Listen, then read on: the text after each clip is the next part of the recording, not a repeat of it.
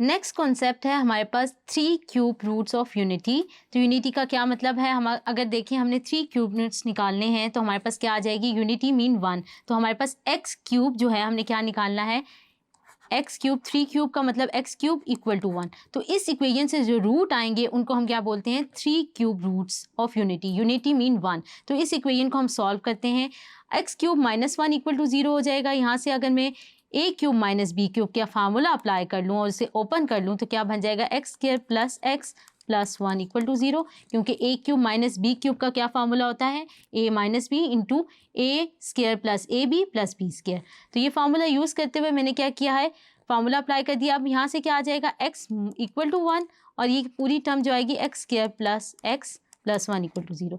तो अगर मैं इसको सॉल्व कर लूँ with the help of quadratic equation तो यहाँ से मेरे पास कुछ रूट्स आ जाएंगे, 2 रूट्स आ जाएंगे, उनको मैं देख लेती हूँ क्या आएंगे मेरे पास। a यहाँ पर क्या है 1, b क्या है 1, c भी क्या है 1। तो मैं इस फॉर्मूले में प्लग कर देती हूँ तो क्या आ जाएगा, 1 माइनस 4ac, यहाँ पे 1 आ जाएगा ओवर 2a।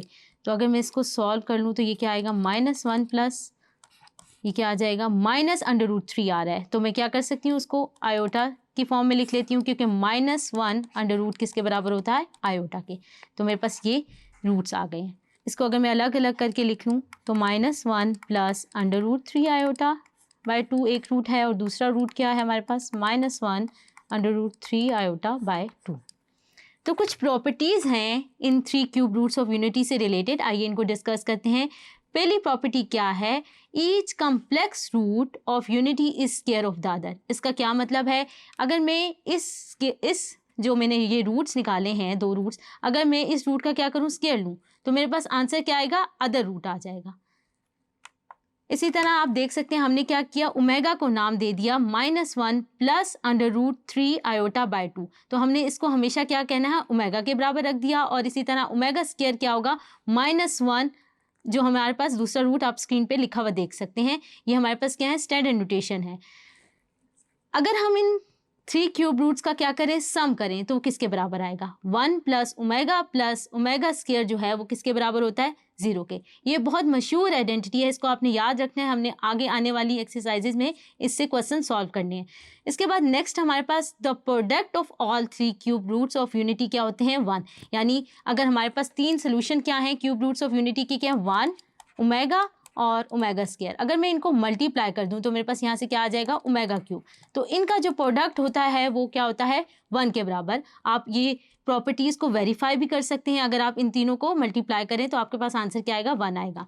फोर्थ प्रॉपर्टी हमारे पास क्या है, for any n belongs to z, omega n जो होगा वो हमारे पास क्या होगा, equivalent to 1 of the cube roots of unity. इसका क्या मतलब है, अगर मैं ओमेगा 4 को लिखना चाहूँ तो वो किसके बराबर होगा, मैं उसको तोड़ के लिख सकती हूँ ओमेगा क्यूब इंटू ओमेगा, और मुझे पता है ओमेगा क्यूब की वैल्यू क्या है, 1। तो यहाँ से क्या आ जाएगा, 1 इंटू ओमेगा। तो हमारे पास अगर हम कोई भी ओमेगा n की पावर देखें तो वो हमारे पास इक्वल क्या होगा, किसी भी क्यूब रूट यूनिटी के बराबर आएगा। आगे आने वाली एक्सरसाइजेज में हम इनको यूज़ करेंगे, इन प्रॉपर्टीज़ को। तो अभी जैसे हमने 3 क्यूब रूट्स ऑफ यूनिटी को डिस्कस किया, इसी तरह हमारे पास क्या होते हैं 4 roots of unity. Unity mean 1, तो यानी 4 रूट ऑफ यूनिटी का क्या मतलब है, x4 इक्वल टू 1 की इक्वेशन से जो सोल्यूशन आएंगे उनको हम बोलते हैं 4 रूट ऑफ यूनिटी। तो आइए स्टार्ट करते हैं। अगर मैं इस इक्वेशन को सॉल्व करना चाहूँ तो मैं क्या इसको लिख सकती हूँ, एक्स स्क्वायर का whole square -1 square equal to 0, यानी a square minus b square की फॉर्म में लिख लिया। तो यहाँ से क्या आ जाएगा, एक्स स्क्वायर -1 और यहाँ से क्या आ जाएगा, एक्स स्क्वायर प्लस 1। ए स्क्वायर माइनस बी स्क्वायर का फार्मूला ओपन कर लिया, तो यहाँ से क्या आ जाएगा, एक्स स्क्वायर इक्वल टू 1 और एक्स स्क्वायर इक्वल टू -1। तो यहाँ से क्या आ जाएगा, एक्स इक्वल टू प्लस -1, और अगर मैं इसको सॉल्व करूँ तो यहाँ से मेरे पास क्या आ जाएगा, x equal to plus minus under root, यहाँ पे क्या आ जाएगा, प्लस माइनस आयोटा। तो अगर आप देखें 4 रूट ऑफ यूनिटी हमारे पास क्या है, 1 -1, इसी तरह प्लस आयोटा और minus iota. These are the 4 root of unity. इनकी भी कुछ प्रॉपर्टीज़ हैं, आइए इनको डिस्कस कर लेते हैं। हमारे पास पहली प्रॉपर्टी क्या है, अगर हम इन चारों रूट्स का सम लें तो हमारे पास किसके बराबर आता है, 0 के। आप जैसा कि देख सकते हैं स्क्रीन पे इसका कि हमारे पास क्या है, sum of all 4 roots of unity is equal to 0। इसके बाद अगर हम क्या करें, the real 4 roots of unity are additive inverse of each other, plus and -1 are the real fourth roots, क्योंकि हमारे पास ये रियल हैं, क्योंकि इनमें हमारे पास कम्प्लेक्स नंबर नहीं है। तो हमारे पास अगर हम इनको ऐड करें तब भी एडिटिव इनवर्स हैं एक दूसरे के। +1 किसका एडिटिव इनवर्स है? माइनस का, क्योंकि इनको अगर ऐड करें तो आंसर क्या आ रही है? Additive identity which is equal to 0। Both complex and imaginary roots of unity are conjugate of each other. जैसे अगर हमारे पास एक रूट आयोटा है तो उसका कंजुगेट ले तो वो क्या आएगा? Minus iota. और अगर हमारे पास अगर एक रूट माइनस आयोटा है तो उसका कंजुगेट ले तो क्या आएगा? Plus iota. तो ये क्या है? कम्प्लेक्स रूट जो है वो कंजुगेट ऑफ द अदर हैं, जैसे कि आप स्क्रीन पे लिखा हुआ देख सकते हैं।